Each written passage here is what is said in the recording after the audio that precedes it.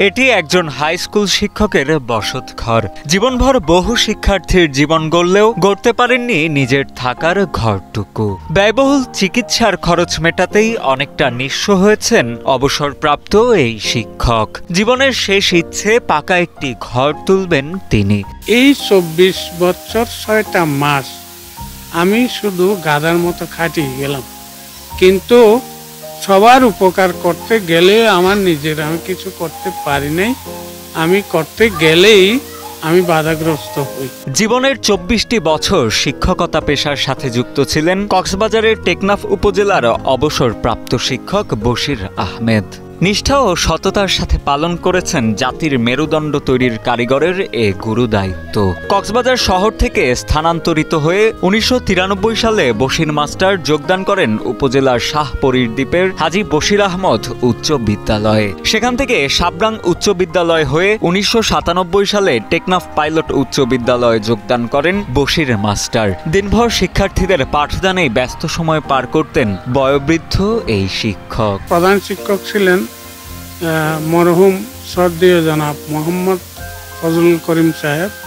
উনি এক সময় ডাকে আমাকে বললেন যে বশির সাহেব, ১২ বছর আগ পর্যন্ত এই বিদ্যালয়ে কোনো খেলাধুলা হচ্ছে না, কোনো সংস্কৃতি, কোনো নাটক নোবেল কিছু হচ্ছে না, আপনি কি করতে পারেন? ক্লাস 9-10-এর ছেলে এদেরকে নিয়ে একটা বই আমি নিজেই লিখেছি, এটা স্যারকে দিলাম, স্যার দেখি শুনি হ্যাঁ এটাই করেন। তো এটা রিহার্সাল করে ১ মাস রিহার্সাল করার পর এটা মঞ্চস্থ করা হয়েছে, যেখানে মানুষের দল না বললে হয় না। কিন্তু অবসরে যাওয়ার পরেই বশির মাস্টারের জীবনে যেন নেমে আসে মেঘের ঘন ঘটা। ২০১৮ সালে হার্ট স্ট্রোক করার পরে দুরারোগ্য প্রোস্টেট ব্যাধিতেও আক্রান্ত হন শিক্ষক বশির আহমেদ। পেনশন কল্যাণ ট্রাস্ট ও জমানো সব টাকা নিজের ব্যয়বহুল চিকিৎসার পেছনে খরচ করেন তিনি। ৬ সন্তানের সংসারে স্ত্রী সন্তানদের নিয়ে এখন মানবেতর জীবনযাপন করছেন অবসরপ্রাপ্ত এই শিক্ষক। প্রোস্টেট রোগে ভুগতেছি এবং হার্ট রোগে ভুগতেছি, কিছু করতে পারতেছি না। পরিবারে যে আমার ইনকাম করবে এমন কেউ নাই। একটা বাড়ি করার ইচ্ছে ছিল, বাড়ি করতে পারি নাই। প্রাক্তন ছাত্রদেরকে আমি দেখলেও বুঝাইতে পারি না।